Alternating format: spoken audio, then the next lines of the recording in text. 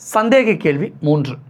கோவா மற்றும் லட்சத்தீவு flight ticket ஆகிறத அந்த 60,000 ரூபாய் பற்றி அண்ணாமலை பேசியிருந்தார்ல, அந்த 60,000 ரூபாய் பற்றி கேட்டப்ப மீடியாவில் கேட்ட அந்த பிஞ்ச் கொஸ்டின்ஸ் இருக்குல்ல, அது அந்த கொஸ்டின் என்னென்னா, ஹியூஜ் எக்ஸ்பென்ஸை ஹை கமாண்டடாக இல்லை ப்ரைவேட் டோனரா, அதாவது யார் ஃபண்ட் பண்ணுறாங்க அப்படிங்கிறது இதில் இருக்கக்கூடிய சந்தேக கேள்வியாக எழுதிருக்கு.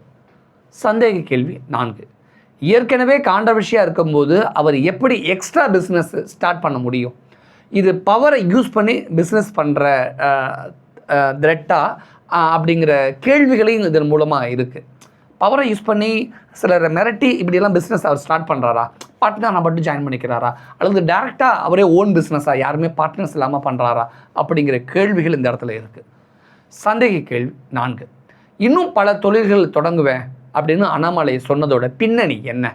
இந்த 4வது கேள்விக்கெல்லாம் பதில் தேடி சென்றால் ஒருவேளை பதில் கிடைக்கலாம்.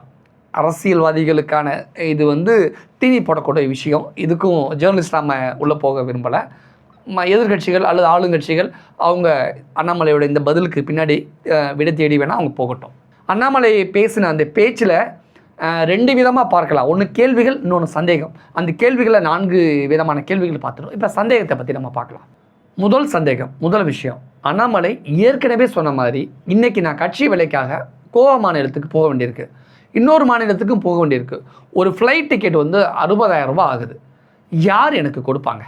கட்சியிலேருந்து நான் 1 ரூபா கூட வாங்கிறது கிடையாது, நான் வாங்கவும் மாட்டேன். கோயம்புத்தூர் கோகுலம் பார்க் ஹோட்டலுக்கு வெளியே நின்று, அண்ணே நான் பிஜேபி கட்சியில் பொறுப்பாளராக இருக்கேன், எனக்கு ஒரு 10 ரூபா பிச்சை போடுங்க அப்படின்னு கேட்கவா முடியும் அப்படின்னு அண்ணாமலை கேட்டிருக்காருல்ல. இந்த விஷயத்தை 2 விதமாக பார்க்கலாம். ஒன்று, கட்சியிலிருந்து அவருக்கு எந்த சலுகையும் இப்போ கிடைக்கிறது கிடையாது. அண்ணாமலைக்கு இதுவரை கிடைத்த சலுகைகளாக ஒருவேளை இப்போ தடைப்பட்டிருக்கலாம், அல்லது யாராவது தடுத்து நிறுத்தி இருக்கலாம்.